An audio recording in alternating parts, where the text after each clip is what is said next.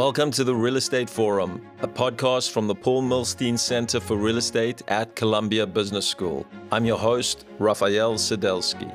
This is your place for key insights into the evolving real estate landscape, from candid conversations with real estate thought leaders, including the esteemed faculty of the MBA Real Estate program, to cutting-edge research from the Milstein Center's Research Lab. Let's dive in.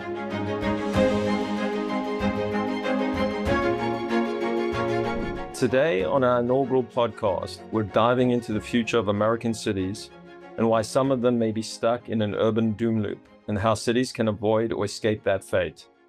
Our guest is one of the leading voices on this subject, Professor Stijn Van Nieuwerburgh.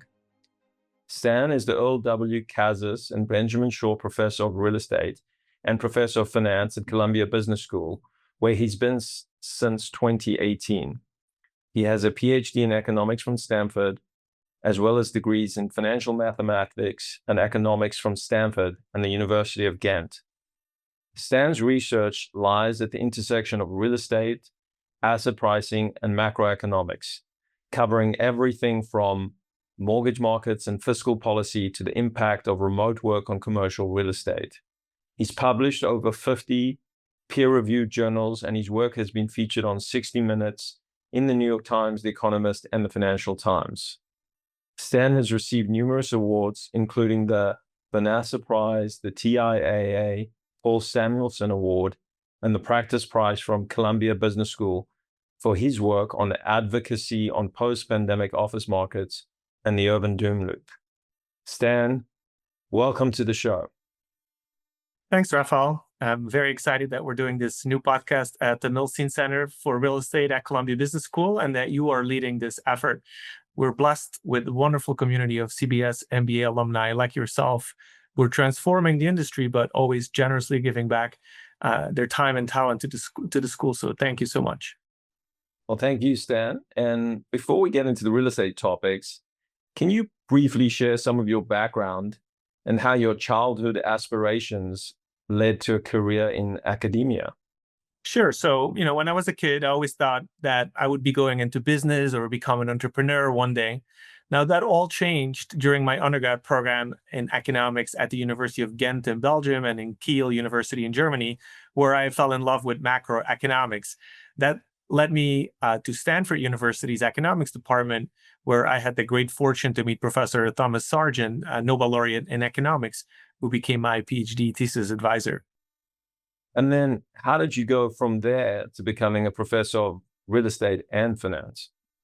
Well, so in early 2001, when the dot-com bust was happening all around me in Silicon Valley, I happened to stumble upon an article in The Economist, which was titled "The Houses That Saved the World."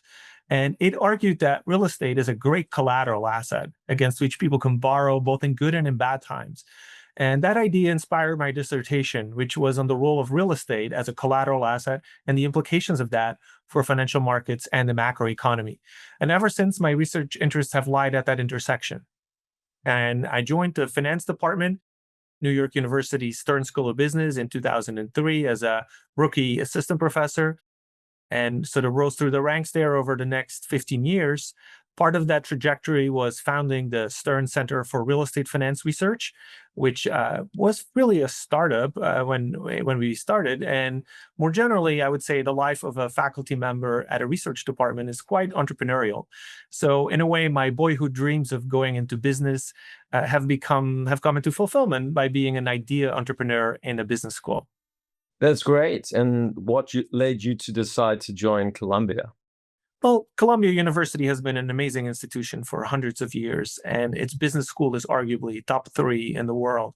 The colleagues in the finance division are wonderful, and so is the Paul Milstein Center, which has really been a market leader for decades. So, why beat them if you can join them? Yeah, you're a true value to the school, and it'd be great if we could pivot to the topic at hand. When did you first see the signs of problems that were later coined the urban doom loop? Well, when COVID first hit in early 2020, I very quickly realized that this was a transformative moment for commercial and residential real estate markets and sprung into action in my research. I wrote a first paper on the flight out of city centers and the implications of that for urban and suburban residential rents and residential prices. And then shortly thereafter, turned my attention to the office markets. I realized that work from home could represent a structural shift in the demand for central business district office, with important consequences for office valuations, for valuations of adjacent commercial real estate, for financial stability, and for the vibrancy and the fiscal health of cities more generally. Got it. And what exactly is the urban doom loop? So, the concept of the urban doom loop is basically the following. Work from home reduces economic activity in city centers and lowers real estate values. That value reduction lowers tax revenues for cities, from property taxes most directly, but also from real estate transaction taxes, from sales taxes, from business taxes, and so forth. Now, local governments, by law, have to balance their budget. So they are now between a rock and a hard place. They either need to raise taxes to plug the hole or cut spending. Raise taxes, and you hurt local firms and businesses who are already struggling. Cut spending on things like transportation, sanitation, public safety, education, and you lower the quality of life in the city. Either way, these austerity measures or tax hikes may result in residents and businesses moving out of the city. And that relocation then further dampens economic activity, further lowers real estate values, tax revenues in a self-fulfilling vicious cycle, which I called the urban doom loop. In addition to the remote work problems, what structural forces reinforce the cycle of decline? So the initial impetus for the urban doom loop is a decline in real estate values. And in addition to work from home, the other big culprit here is much higher interest rates, right? We saw an increase of 300 basis points in long-term interest rates, the likes of which we hadn't seen since the 1980s. Now, sort of the ultra low interest rates at the beginning of the pandemic in 2020 and 2021 had provided office owners with some breathing room and probably masked the problem that was caused by working from home for a couple of years. But once interest rates started increasing in 2022, that combined effect on lower office values became very apparent in 2023 and 2024. Your paper, Work from Home and the Office Real Estate Apocalypse, dives into these systemic risks. You model the impacts of remote work on falling commercial real estate values. Tell us more about that. Sure. So on the data side, our paper is the first to use granular lease level data on offices from a data provider called CompStack to document patterns in office occupancy, new leasing activity, and net effective rents across office markets and market segments. We then build a model that shows how working from home and higher interest rates impact office valuations through changing occupancy, rents, NOI, and cap rates. And we do that in a rigorous asset pricing model. And essentially, that model allows us to reprice the entire stock of offices in the United States. Now, you could say, well, why do we need a model? Well, we got to figure out the new valuation of offices. We need a model because office assets were not trading very much at all during these periods. Now, for the stock of New York City office properties, the main model prediction is that that's office stock will see in the medium and long run a 45% decline in value. We also study San Francisco, where the decline is even larger, and Charlotte, where the decline is smaller, and more generally show that markets with larger technology industry presence are more sensitive to that work from home shock. Now, those type of valuation changes for the US as a whole amount to about $550 billion in value loss. That's a staggering loss in value. What does the model predict for high quality versus low quality space? Because there's a big distinction between the two. Absolutely, that's a good point. And in fact, the model points to a flight to quality. In fact, the model predicts that the best offices will be a lot more resilient to these changes than lower quality, older office product. And in fact, the model predicts that Class B and C office buildings that are particularly sensitive could see valuation declines on the order of 65%. The other point I want to make is that there is uncertainty about the ultimate impact of work from home on office values, right? When we finished the first draft of our paper in June of 2022, which is almost 3 years ago, I would say there was tremendous uncertainty about the extent to which firms would bring back workers to the office. But even today, I would argue that there remains a lot of remaining uncertainty about the impact of work from home on things like employee productivity, corporate culture, firms' innovation capacity, right? And our model sort of takes this uncertainty seriously and provides a range of outcomes for office values depending on what path working from home actually takes. So, how do you feel that these predictions have played out?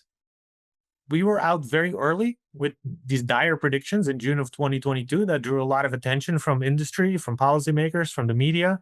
And in my, modest opinion, I think the paper has aged well over the last 3 years. I can provide some arguments to back that up. First of all, remote work has become the norm and the modal form of work in the United States today. 2/3 of companies are giving their employees work location flexibility as of the second quarter of 2025, according to the data provider Scoop. High-profile companies like Amazon, JP Morgan, BlackRock have brought employees back 5 days a week, but there are many more small companies which do not make the news that have kept their flexible workplace policies or even gone fully remotely. Think of Airbnb and Zillow, for example. The Castle Workplace Barometer shows that physical office occupancy, or physical office attendance, if you want, is still only at about 54% of 2019 values as of June 2025. And that number has been remarkably sticky over the last 2 years. It's a little bit higher in New York City, a lot lower on the West Coast. Office second piece of data is that office vacancy rates in the US are currently at all-time highs. In the first quarter of 2025, direct and sublease vacancy was nearly 21%. It was up year over year and quarter over quarter. It's true that leasing activity has improved, but net absorption was still negative 30 million square feet in the United States over the 4 quarters to the first quarter of 2025. Now, I do think there's some hope that if the recovery that's underway continues, that 2025 may be the first year since 2019 with positive net absorption in the office market. I also want to point out that it helps that the new office construction pipeline has dwindled and that some office stock is in fact removed, either through demolition or through conversion to alternative use. So as a result of still growing vacancy rates, rents have been flat, actually falling once you take inflation into account. Tenant improvements are high. So net effective rents in inflation-adjusted terms are substantially lower than pre-pandemic values, all of which are predictions that the model made. And what do the national statistics tell us? Well, I think these national statistics hide a lot of variation across markets, which I think is worth talking about a little bit. So, about 1/3 of the 90 office markets that Cushman and Wakefield tracks actually had positive absorption in the first quarter of 2025. One of the best markets in the country right now is Manhattan. It has the best leasing quarter since 2019, with almost as much new leasing activity as the average before the pandemic. So there's some strong markets. Absolutely. So let's dive a little deeper into Manhattan since it's such a key market in the US and globally. So, even in Manhattan, we still had negative absorption over the last year. That's basically because we still have a lot of these pre-pandemic leases that are rolling off, right? You got to remember that the average office lease is about a 10-year lease in Manhattan. And so we're only 5 years since the pandemic. So there's still, logic suggests still about half of the leases that have not come up for renewal yet. And so they are still rolling off and tenants are still shrinking their office space. What that means is that we need a very robust level of new leasing activity just to keep vacancy constant, right? And so we have, substantial 20%, about 100 million square feet of vacant office space in Manhattan today. Now, within Manhattan, there's also some interesting variation. The Midtown Manhattan market saw positive absorption, while downtown and Midtown South and Brooklyn all lost ground. And within Midtown Manhattan, the Park Avenue corridor and Hudson Yards are particularly strong. Those are the strongest submarkets. And in part, that's because they have the largest share of trophy assets, right? That's this flight to quality dynamic we talked about before. It's definitely a tale of two cities, or really multiple cities. How about outside of New York? So outside of New York, again, there's a lot of variation. I think on the bright side, the Miami office market is strong, only has about 15% vacancy, strong growth in asking rents. San Jose in California is also very strong with 3 successive quarters of positive net absorption. On the other side of the ledger, San Francisco is particularly weak, almost 35% vacancy, up from 5% before the pandemic, right? Despite the fact that there's now some momentum in new leasing from AI companies. But again, there's a lot of old leases rolling off, and so the new leasing activity is not enough. Furthermore, office valuations in San Francisco are now trading around $350 per foot, which used to be $800 per foot before the pandemic. LA also very weak, about 32% vacancy. Seattle, 30.5%. Austin and Minneapolis around 29%. Chicago and Dallas around 26%. So there's a lot of weakness sort of all around the country. So we're clearly not out of the woods yet, Raphael. Yeah, absolutely not. There's a lot of carnage in terms of equity in the office space. And how is that also playing out in the debt market? So office mortgage delinquency rates have actually gone up quite a bit in the last 2 years. The most recent data point for June of 2025 from TREP shows about 11% office mortgage delinquency, which is actually a new all-time high. It's higher than the post-Great Financial Crisis high that we set in 2012 and still climbing. In addition, there are a lot of loans that were extended 2 and 3 years ago, and they're now running out of extension options and are coming to a head. Meanwhile, interest rates have not meaningfully lowered from in the last few years. So all the banks and other lenders that were hoping for, meaningfully different refinancing environment, I think are pretty much still in the same boat as they were 3 years ago. So every day I'm seeing appraisal value reductions on office assets in the range of 45 to 90%. An example from recently was a large Class A office asset in Portland, the so-called Big Pink, is for sale for $70 million, which is 80% less than where it traded a decade ago. And that's not an isolated case. There are hundreds of these distressed office assets all around the country that are still crawling through a resolution. So I've been using this phrase for the last 3 years. This is a slow-moving train wreck. And I think the reality is showing that. And I think we have at least a couple more years of this troubled debt, office debt, to work through. What about the cities themselves? There's a lot of negative implication for cities based on all of this. So how are they faring? So I think it's fair to say that our cities are in fiscal trouble. Some of that is the decline in tax revenue from reduced economic activity due to these urban doom loop dynamics and these office trouble that we've been talking about. Now, the reality is that a lot of these offices have much lower cash flow potential than they used to. Normally, the controllers of the city should be lowering the property taxes on these offices in recognition of these lower values. But naturally, many of these controllers are very reluctant to reduce valuation. So maybe counterintuitively, a lot of the property tax reductions that, I've predicted have actually not come to bear yet. And the reason of that is just a political reluctance of actually having property taxes that are proportional to the new valuations. As a result, a lot of property owners are appealing their taxes. Many of them are winning these tax appeals. But again, this is sort of a very slow adjustment process, and the controllers in our cities are dragging their feet. Boston is sort of a perfect example of this. Boston is the most reliant on commercial property tax revenue of all major cities in the US. And believe it or not, the mayor of Boston was actually trying to raise commercial property taxes rather than reducing them, sort of in defiance of this reality in office valuations. Now, that didn't go through.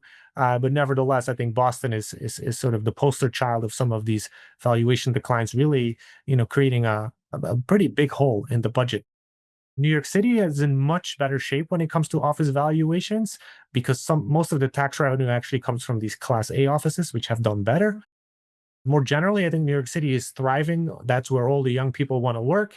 We have had strong employment growth. And in fact, last year, we even had positive population growth for the first time since the pandemic. That said, New York City is in dire fiscal straits because of things like high cost of homelessness, expiring federal support, the COVID aid from the federal government is running out, as well as lack of spending control. So the spending has been increasing quite substantially over the years.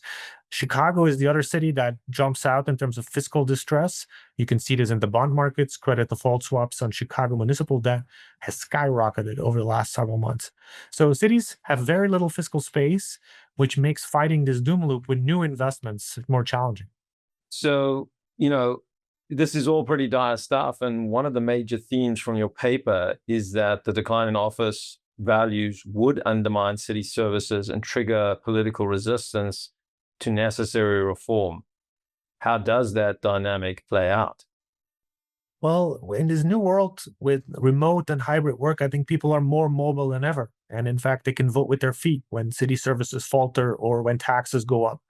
That's especially true of the wealthiest and the highest skilled residents, right? So here's just one statistic. Only 0.4% of taxpayers pay 50% of New York City's income taxes, right? What that means is that if just a few hundred rich residents leave, New York City is going to feel the fiscal impact immediately.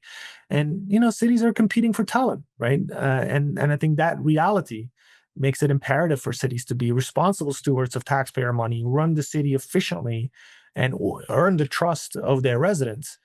And I think we've seen some of these major headquarter relocation choices by companies like Citadel or Guggenheim or Boeing out of Chicago, illustrating the importance of having a good business climate and a sound city and state level fiscal policy. Is this why some of the most beneficial reforms like office to residential conversions face so many barriers? Well, I think policies to stimulate office to resi conversions may have faced some opposition early on, but I think they've now been adopted pretty wide by a variety of cities. In fact, 13 of the largest 20 central business districts have some form of office conversion incentive in place. In New York, for example, New York State passed 467M last year in April, which was a shot in the arm for office conversions. Right now, New York City, for example, has about 30 ongoing office conversions that should be adding about 6,000 new apartment units. And there's about 60 more projects on the drawing board. Encouragingly, the city also started an office conversion accelerator that helps developers navigate the process and keeps track of all these projects. And so I am actually quite bullish on office conversion. I think it is possible that we can create about 50,000 new housing units from office conversions over the next 10 years in New York City, which would be about 10% of the 500,000 missing housing units we have in the city. Now, these office conversions, importantly, have a second major benefit, which is that they remove undesirable office stock. Often it's the Class B, Class C offices that get removed, where a lot of vacancy is concentrated. And so these conversions can remove, by my calculations, about 40% of the office vacancy over the next several years. So that would be very helpful for office. And then finally, there's sort of a third win here, which is that these conversions create the opportunity to take old, brown, energy inefficient building stock and turn it into green housing, right? Apartments. And so, instead of demolishing the building, you have all that embedded carbon in the structure. If you can rescue the structure, that's good for the environment. So these are issues that I discuss in a paper I wrote called Converting Brown Offices into Green Apartments that we published with the Brookings Institution. A lot of great foresight in your papers, and it's also heartening to see that a fellow Columbia alum, Brian Steinwurzel of GFB, has been in the vanguard of office to residential conversions in New York City. And they recently completed 25 Water Street, which you and I toured together. Amazingly, they took this old defunct office building and have created 1,300 apartment units and incredible amenities. So I understand you've looked at that and other deals to understand the economic models. Can you tell us a little about that? Yes, you're right. This is 25 Water is an amazing project, especially since it was, a building that was built to look like a punch card with hardly any windows in it, right? And it's the sort of building that people would have thought you could never convert to offices. Yet here we are. It's done. It's beautiful. And it's the largest office conversion in the United States that's come to completion. So you're right. I just finished writing an office conversion case that hopefully I will be teaching for the first time in the fall. And it's for a hypothetical building in downtown Manhattan that is undergoing a conversion. In fact, the students are asked to evaluate whether the office should be kept and renovated rather than converted to residential units. And, I ran my numbers by some of the experts, and the results suggest that these conversions, while they're really hard to execute, can actually be financially lucrative, especially with the new tax incentives that we mentioned before, the 467M program. Now, I think what that suggests is that this conversion activity will occur, and in fact, it will bid up the price of distressed office buildings.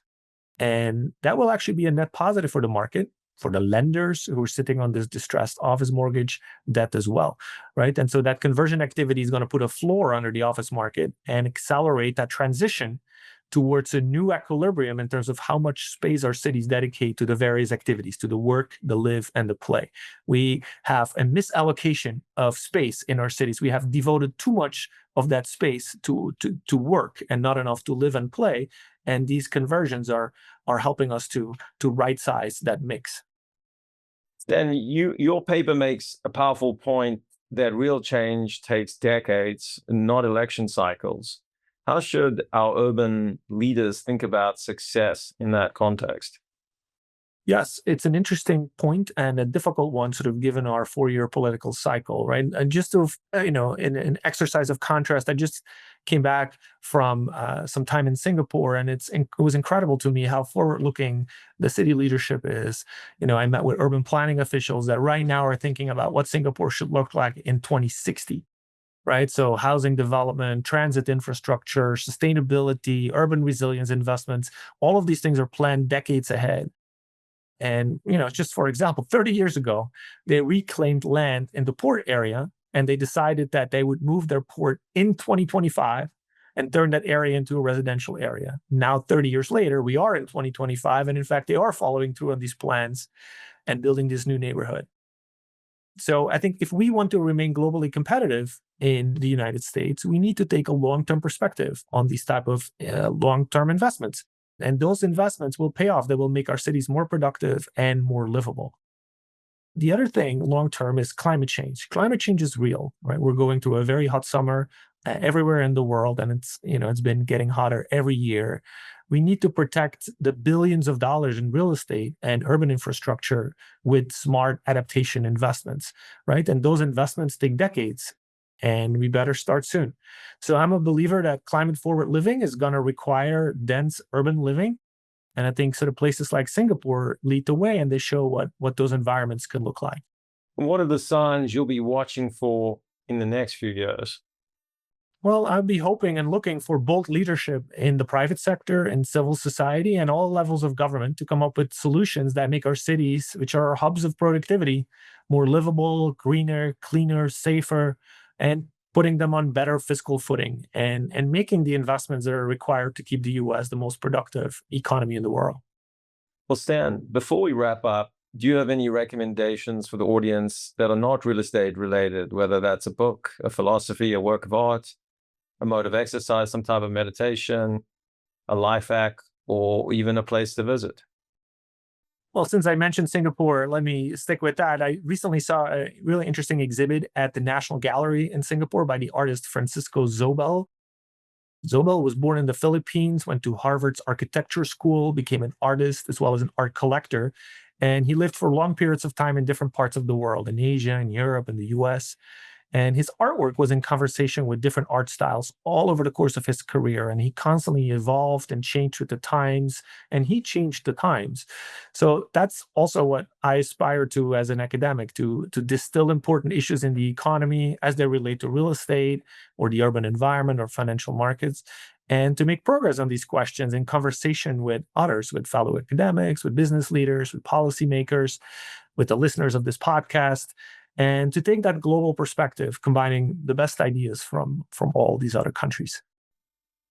Thanks. That's a great example and sounds like an incredible exhibit we should all try and see. Professor Van Nieuwerburgh, thank you so much for joining us.